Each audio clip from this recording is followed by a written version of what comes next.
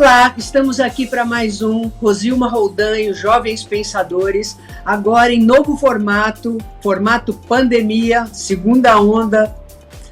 E hoje eu tenho a graça, a satisfação de trazer um grande amigo, o Dr. Danilo de Oliveira, que já esteve várias vezes no nosso programa, dando entrevista, fazendo os quadrinhos, ele que é perito em previdência, tributário, trabalhista, esse menino é perito em tudo. Falou em direito, é Danilo de Oliveira, maravilhoso. Não é por ser meu amigo, não.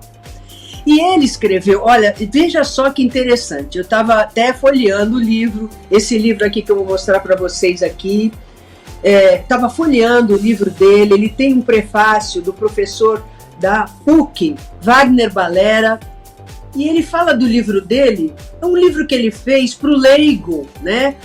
Afinal, quando vou me aposentar? É a grande angústia nossa, né?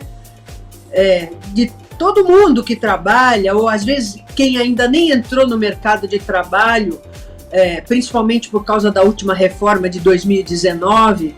E esse livrinho maravilhoso, né? Eu falo livrinho porque ele é fininho, né? Mas é um livro tão didático, feito sobre perguntas e respostas, para minorar a angústia das pessoas que estão sem saber se vão poder exercer plenamente seu direito de cidadão, principalmente numa idade em que ele não consegue produzir tanto, e os países evoluídos, as nações civilizadas, elas se mostram quando elas protegem seus vulneráveis, os seus idosos, as pessoas que já não podem mais trabalhar. Elas cuidam, né? Os seres produtivos cuidam desses vulneráveis que precisam de apoio do Estado.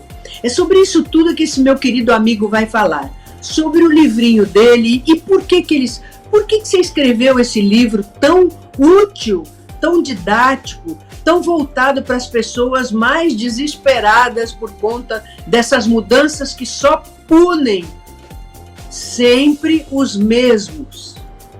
O trabalhador, o idoso, os mais vulneráveis. Danilo de Oliveira, meu querido. Agradeço toda a tua gentileza, que na verdade ela é baseada nessa amizade que a gente tem, nessa mútua admiração. Me sinto honrado por poder falar um pouquinho do Afinal, quando eu vou me aposentar, esse livro que foi produzido e lançado nesse ano de 2020, a convite da Matrioska Editora, das responsáveis pela editora Matrioska, a Patrícia Mello e a Luciana Félix, que, conhecendo a nossa atividade advocatícia, conhecendo também a nossa atividade acadêmica, o magistério, nos propuseram um desafio, que era o desafio de condensar o nosso conhecimento prático, o nosso conhecimento teórico, numa linguagem popular. A gente costuma dizer que o Afinal, quando vou me aposentar, ele busca democratizar o conhecimento do direito previdenciário.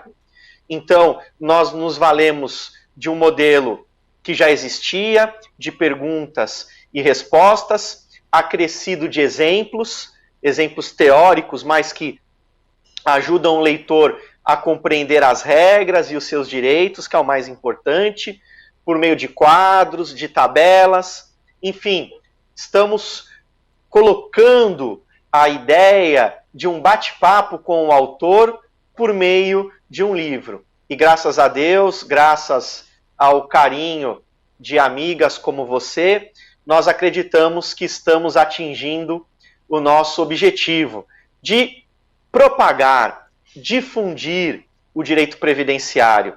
Esse direito que é tão importante, esse direito que historicamente, Rosilma, como você bem observou, aliás, essa é uma característica tua, muito peculiar, a de ser uma excelente apresentadora, de ser dinâmica, eclética e de observar aspectos que são relevantes. Você muito bem observou, a Previdência Social, ela busca proteger, dar proteção social, amparo social aos vulneráveis, àqueles que, de acordo com Beveridge e Bismarck, há séculos atrás, se encontravam e hoje se encontram em estado de necessidade.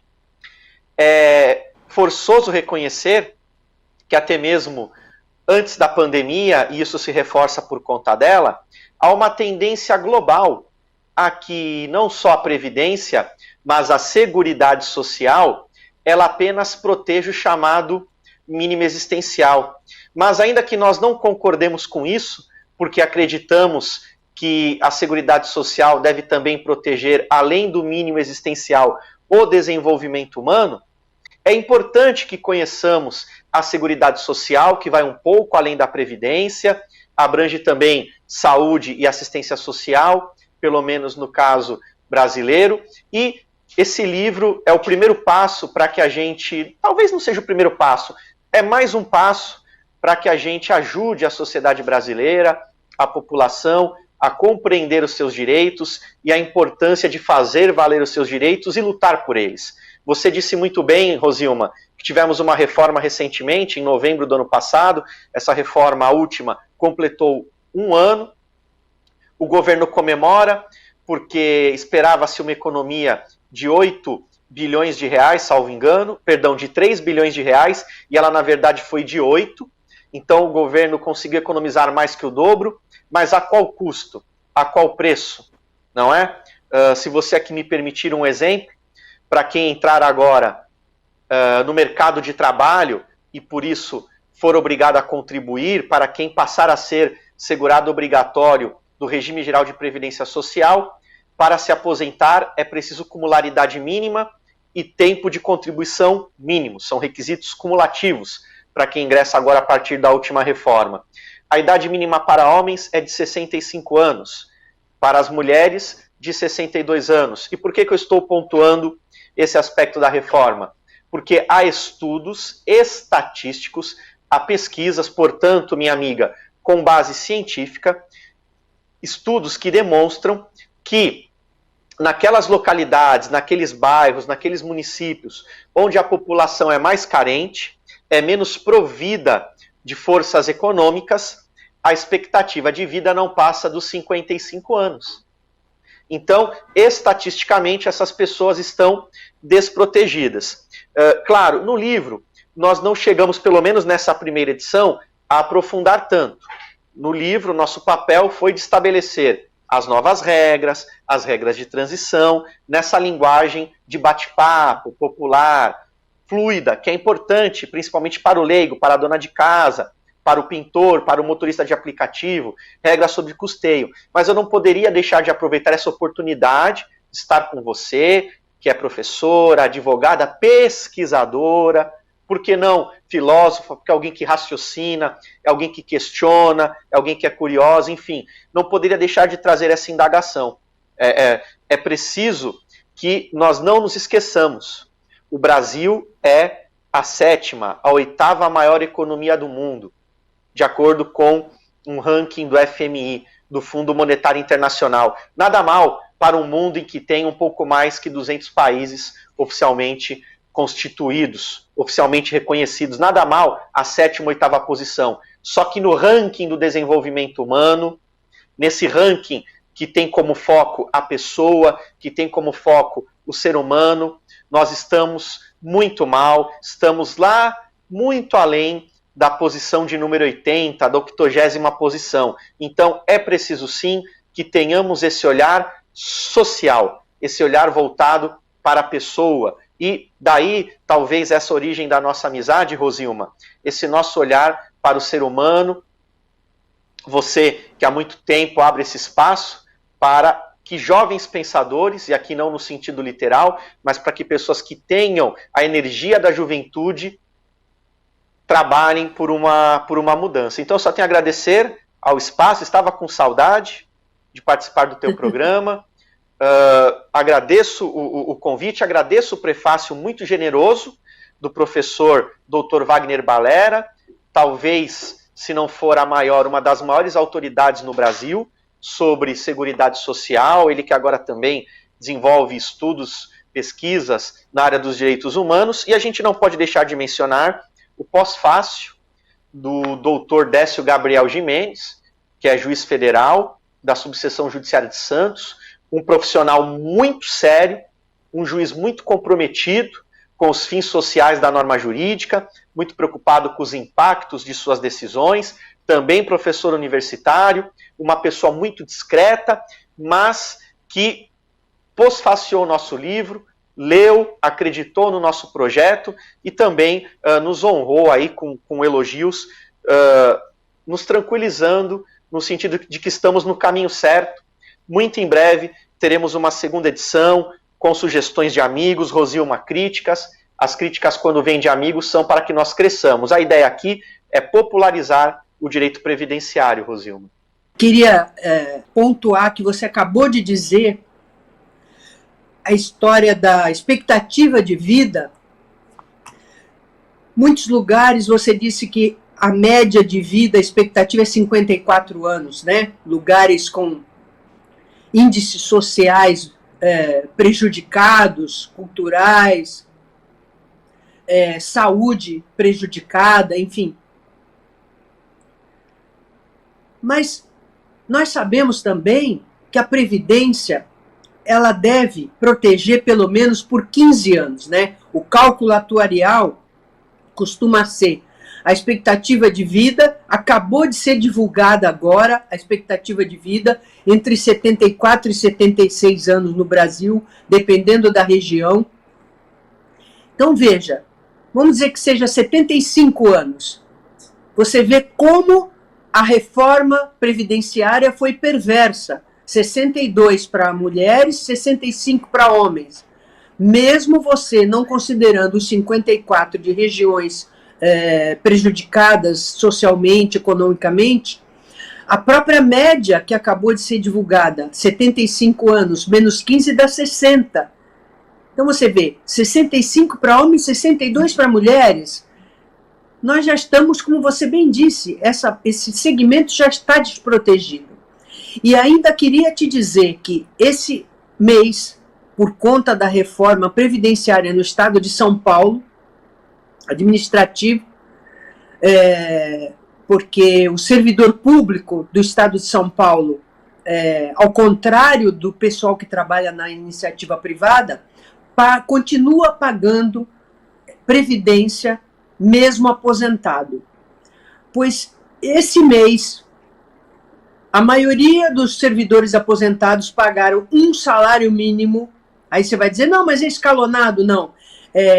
Foi assim, os professores, né? Eu sou funcionária pública aposentada, concursada da Assembleia Legislativa, todos nós estamos assim, desesperados, porque foi uma facada de uma vez só, né?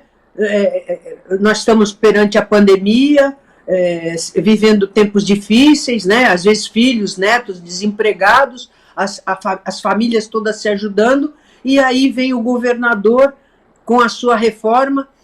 Aliás, até queria trocar ideia com você depois, Danilo. É uma declaração do governo que ele diz que ele está em déficit atuarial, e quando ele declara isso, ele pode cobrar dos mais vulneráveis, que são os aposentados, servidores públicos, esse déficit. Então, eu vou fazer aqui, Danilo, um rápido intervalo. Depois do intervalo, eu queria que você conversasse um pouquinho sobre isso. O que você acha de mais essa punição em cima dos mais vulneráveis? E aí, queria botar mais uma provocação. Quando a gente vê que entra governo, sai governo, entra governo, sai governo, ninguém mexe com os bancos. Acho que o único senador que está pegando um pouquinho no pé dos bancos é o Álvaro Dias, que está aí numa briga danada, mas ninguém dá bola. Maia engavetou, que são os juros bancários, que ele queria que baixasse por causa da pandemia, mas até agora não foi posto nem em pauta. Fizeram uma votação, mas foi para a Câmara. Enfim, eles sempre dão um jeito de enrolar. Nós vamos fazer um rápido intervalo. Na volta, a palavra é sua para responder tudo isso.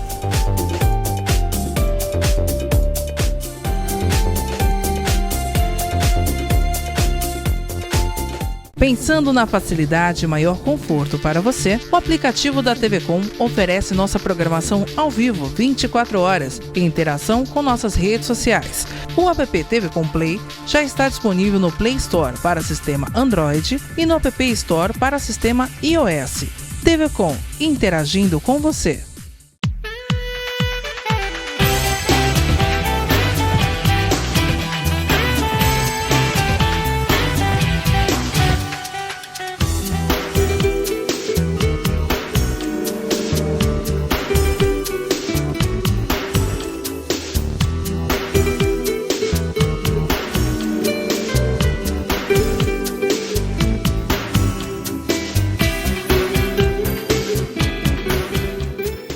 Acesse o nosso site e acompanhe a nossa programação 24 horas ao vivo. Interaja com as nossas redes sociais e acompanhe as últimas notícias da nossa região e do mundo. Fique por dentro também de todos os nossos programas e conteúdos especiais.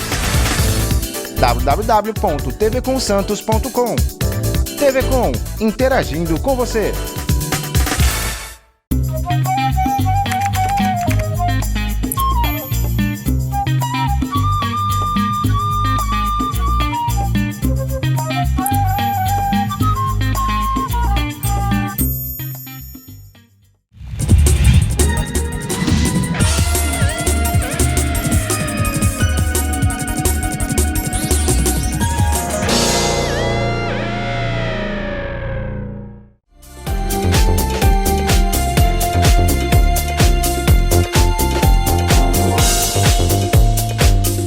Voltamos e agora é com você, Danilo.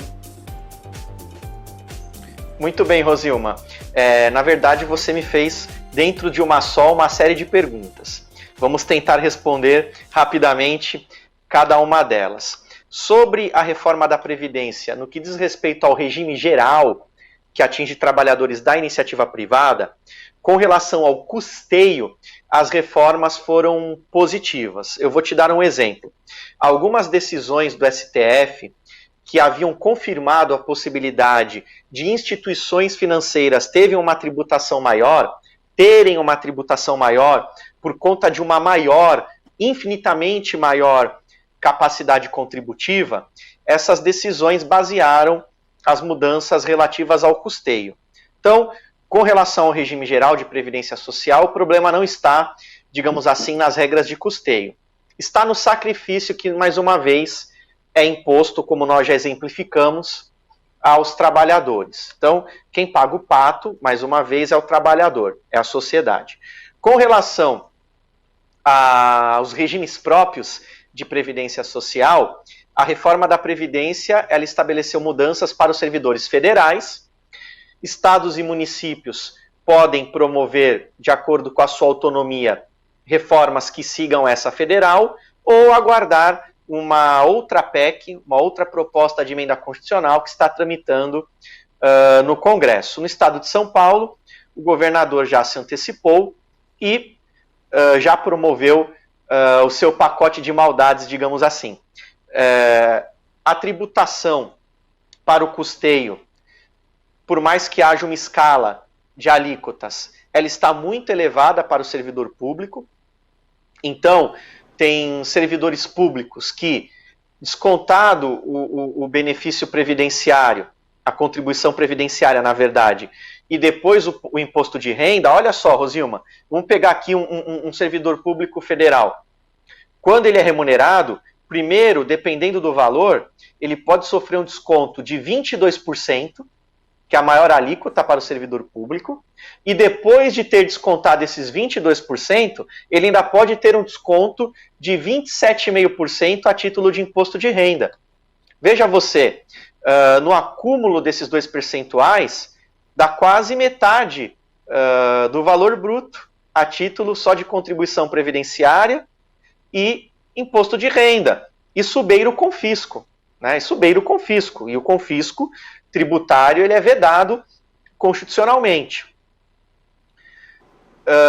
Os professores, quem é da rede de ensino, tanto da pública quanto a privada, sofreram bastante com a reforma da Previdência. Eu posso dizer aqui de antemão, Rosilma, divulgar de antemão, que eu tive a honra de assinar ao lado do professor Marcelo Lamy, um artigo que será publicado agora em janeiro na nossa revista da ASP, da Associação dos Advogados do Estado de São Paulo, falando exatamente sobre a aposentadoria do professor, inclusive à luz da reforma da Previdência. A mulher professora foi muito sacrificada pela reforma.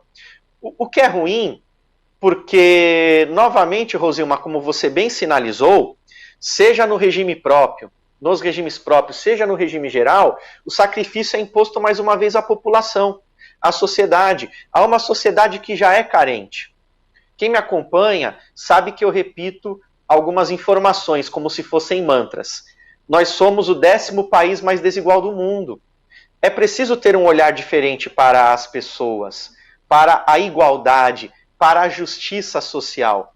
Só há justiça social, Rosilma, dentre outros aspectos, se nós tivermos uma tributação que seja justa, que tribute mais quem tem mais capacidade e que tribute menos quem tem menos capacidade. Com relação aos benefícios, nós caminhamos com todos esses descontos e com todas essas regras de cálculo que são criadas, com essas mudanças da expectativa de vida do brasileiro, que a gente comemora, né? Puxa vida, a expectativa do brasileiro aumentou, vou viver mais. Não necessariamente, mas isso impacta no cálculo dos benefícios previdenciários. O que tem acontecido é a tendência de cada vez o valor do benefício previdenciário ele seja menor. O professor Wagner Balera fala muito isso e fica um alerta, fica aquele sinal de alerta aceso. O mundo caminha para que a Seguridade Social, inclusive a Previdência, garanta apenas o mínimo.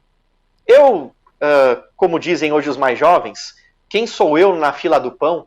Né? Quem sou eu em comparação com o Dr. Wagner Balera e tantos outros pensadores, Rosilma? Mas como um jovem pensador, eu ouso discordar.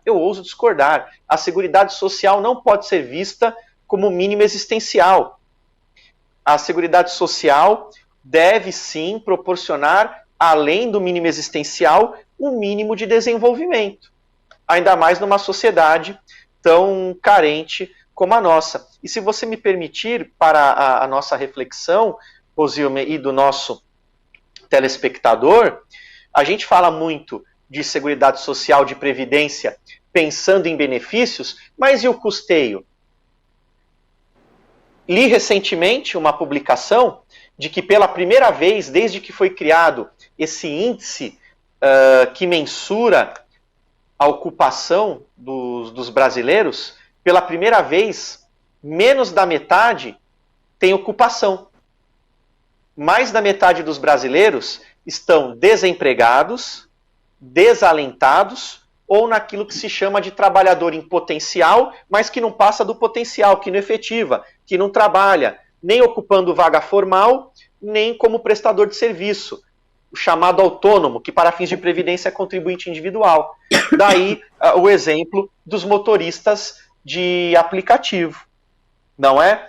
Tenho conversado com muitos, temos ex-empresários, pós-graduados, sem nenhum demérito ou preconceito com quem é motorista de aplicativo. É trabalho digno. O que me preocupa? As mudanças de mercado, as mudanças estruturais. Hoje está na moda falar, né? Tudo é estrutural. Racismo estrutural, homofobia estrutural, corrupção estrutural. E agora nós temos um problema de mercado de trabalho que é também estrutural. Por quê? Pense que lá fora já existem testes que permitem que veículos trafeguem autonomamente, sem motorista, que hoje é a válvula de escape de muitos brasileiros. Motoristas de aplicativos, entregadores, mas enfim, essa é uma outra provocação. Me parece que essa questão da previdência e da seguridade, Rosilma, ela passa previamente pela questão do trabalho, acesso ao mercado de trabalho, seja ele formal ou mesmo informal. O brasileiro não tem na educação, e você sabe disso melhor do que eu, uma preparação de acordo com aquilo que manda a atual as normas brasileiras, né, que regem a educação, porque nós não estamos preparando os nossos jovens para resolver problemas, não estamos criando neles a aptidão, a competência para a resolução de problemas práticos. Não estamos dando a ele uma possibilidade de estudar e aprender a trabalhar com os avanços da tecnologia, a usar a tecnologia para o trabalho, para o dia a dia. Isso é um problema que nós temos também que encarar. Enfim, acabei aqui, Rosilma, me sentindo à vontade para ir um pouco além do objeto do nosso livro, até porque aquele que tiver interesse pode procurar no site da editora Matrioska, o nosso livro físico, nas livrarias em Santos, ou mesmo na Amazon temos uma versão digital, um e-book cujo preço é ainda mais acessível. Querido Danilo, eu vou terminar o programa por aqui com uma pena muito grande e com um convite.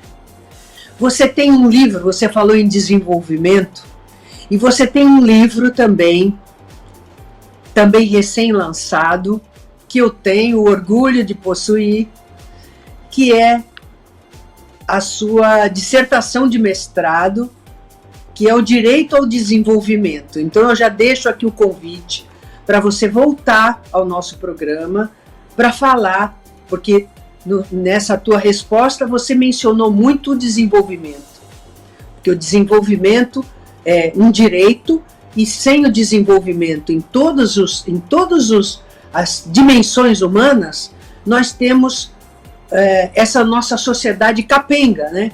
Porque ela se desenvolve muito de um lado e do outro lado ela deixa os seus filhos, né? Os filhos da nação desprovidos, desprotegidos e miseráveis, né? Hoje, por exemplo, nós temos notícia de que nas últimas eleições, agora que acabamos de passar por esse processo, as pessoas vendiam o voto por R$100, por uma cesta básica por R$80. Muitas, eu até fiz um programa com outras pessoas que foram candidatas a vereadoras, e uma delas disse que chegou um eleitor para ela e falou, olha, eu ia votar em você, mas eu estou muito carente, eu estou precisando e eu vendi meu voto por R$80 e eu vou votar nessa pessoa. Então, eu deixo aqui o convite para você voltar para falar do seu trabalho magnífico, Direito ao Desenvolvimento, e também essa indagação. Até eu acho que há um interesse muito grande em que as pessoas sejam miseráveis, pobres no sentido de ser sem dinheiro mesmo, e também ficam, como você bem mencionou, desanimadas, às vezes nem estão procurando mais porque perderam a esperança. E eu acho que é muito mais fácil dominar um povo assim. Então, eu me despeço de você, convidando para você voltar, e com essa reflexão, o que a gente pode fazer a respeito. Muito obrigado, minha amiga. Eu agradeço o convite mais uma vez, viu? Obrigado pelo carinho e pela amizade. É um privilégio, uma honra poder dizer que eu sou teu amigo. Até uma próxima. Da mesma forma. E vocês, espero que tenham gostado do programa de hoje, convidando para estar com vocês novamente, sábado que vem, às 15 horas, com reprise segunda-feira, às 17h30. Lembrando que pomos tudo no YouTube para você assistir ou rever quando quiser. E também, sabendo que estamos na TV Com Brasil para mais de 50 milhões de brasileiros. Até lá!